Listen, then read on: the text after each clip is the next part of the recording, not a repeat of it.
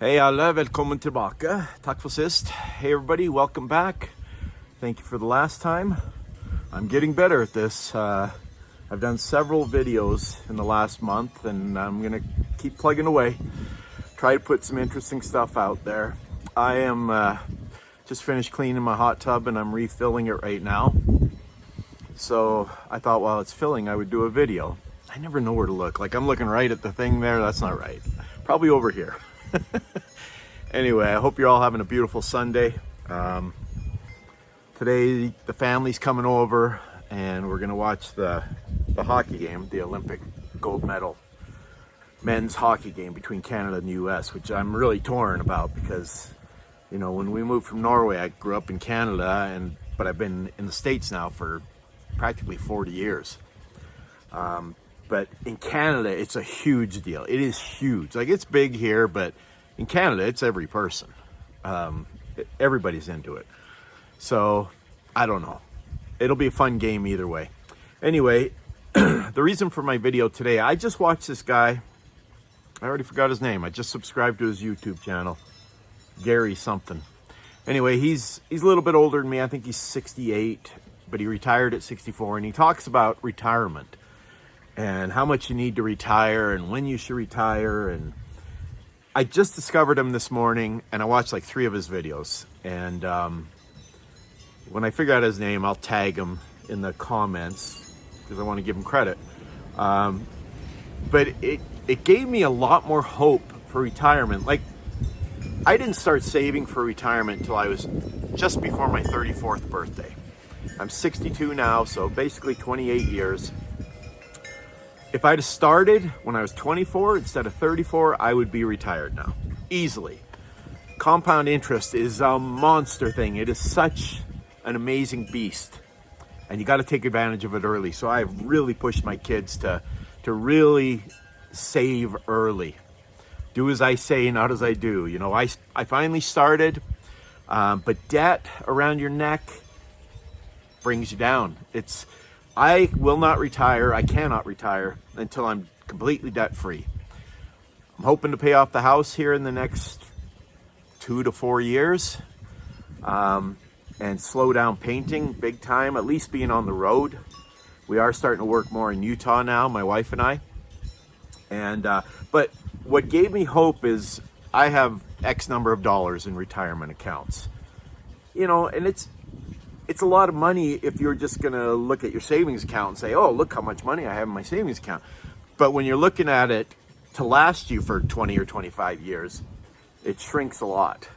You know, and I know a lot of people think you gotta have $1 million, $2 million, $3 million to retire comfortably. But what really gave me hope in his video and a new kind of zest for going after it was living a simple life, but a happy life. I know a couple actually that's retired. We camp with them off and on. I don't think they're rich by any means, but they got a nice camper and they go camping a lot. Camping can be expensive, but there are ways to do it on a budget. And, you know, we like to go on a trip to the Caribbean or on a cruise or whatever once in a while. We're going to Norway this summer, finally. Got that booked. At least 3 of my kids are coming, hoping the 4th one, but she's got a big family, so it's very expensive for them. So it may be the 5 of us, my wife and I, my 2 sons and my youngest daughter. Hopefully the oldest daughter too, but we'll see. You know, trips like that are fantastic and they're fun, and I want to be able to do that in retirement, but it's not like we do that 2 times a year. You know, it's every couple of years we go on a vacation that costs, I don't know, say $4,000 or $5,000 for a week, for a couple. So I think that's still doable, even with a modest retirement, which if I retired right now, it'd be modest. I would start taking my Social Security, which is not a lot of money. You can't live on Social Security.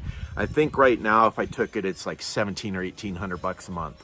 So can't do a whole lot with that, but you can pay all your basic needs if you have no mortgage, if you have no debts, and you're just looking at insurance and, you know, property taxes, that kind of stuff. There are things that we can't get out from under.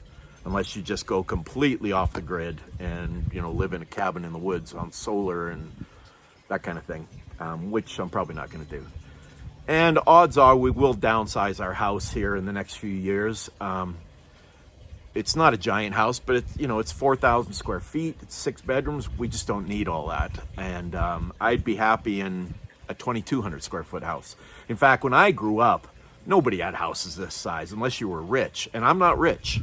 Most of the people I know have, you know, 3, 4, 5,000 square foot houses. When I was a kid, an average house was probably 1,400 or 1,500 square feet. And I love, you know, we got a nice big yard. It's not gigantic. It's kind of messy now because I'm cutting trees up, but we got 1/3 of an acre. I would like to find a 1/2 acre, even an acre somewhere, and either build a house or buy a house that we can just pay cash for. We have enough equity in this house. We could sell this house for sure, pay cash for a smaller house. I would not go take a mortgage now because my mortgage is around 3% and you can't get that anymore. So the only way I would move is if I paid cash for my next house. So, you know, I started thinking if everything was paid off, and we don't have a ton of debt, but, you know, we have some debt. If everything's paid off, how much do I need to live? I don't need $10,000 a month or $20,000 a month to live in retirement comfortably. And I'm not going to say what number. Everybody's got a different number depending on their lifestyle. And, but it really gave me hope. Like I said, I'm going to give the guy credit. I might even put a link to his YouTube channel on here because he seems to have some good advice, real world advice. He's been retired for 4 years now, and they live a modest life, northern Florida. I know he's from there. So anyway, I just thought I'd get on here. I may talk about this kind of stuff more because I am really into finances and investing. I wish I'd have started earlier. I wish I'd have invested a lot more. But I told my kids, if you can put 25 bucks a month into a Roth IRA, do it. Then when you can do 50, do it. When you can do 100, do it. When you can do 500, do it. And that's what we did. The reason I got started was thanks to my father-in-law, God rest his soul, awesome man. He gave us 2 gold coins from his parents when they passed away when I was almost 34. And I know he wanted us to use it for something good. And gold's over $5,000 an ounce now. Back then, I think it was $280. I was in Denver working. I took the 2 gold coins down to Janus Investments. They cashed them in for me, and I opened my IRA, traditional IRA there. With my business, I have both, and it's good to have the deduction, but I like having the Roths too because we can take that out tax-free when we need to. And I'm hoping to not even touch retirement savings for several more years. So it's going to hopefully keep building. I would say I've averaged around 9 to 10% over the last 30 years, almost 30 years. I know it's possible to get more than that. I know some people think 9 or 10% isn't achievable, but that's what I've averaged. I have several different mutual funds, several different accounts, spread across a broad spectrum. I'm starting to move more into bonds and money markets that pay 3-4%, but I still want to have some cash out there too. Sorry. Anyway, so I will continue this theme a little bit. I need to do some more Norway videos. I love my home country and there's so much to talk about there. So maybe I'll do another video tomorrow. I'm stuck at home with a wrecked back right now. I don't know what I did to it, but I can't do anything it's been a week and a half now. Hoping to go back to California to finish the job here in about a week, but we'll see. Anyway, thanks so much for watching. If you dig the videos, thumbs up, subscribe. I should say that at the beginning of videos, but I just talk. So I hope you have a great day. I'd love to see some comments, what you think about this kind of stuff, and go USA, Canada.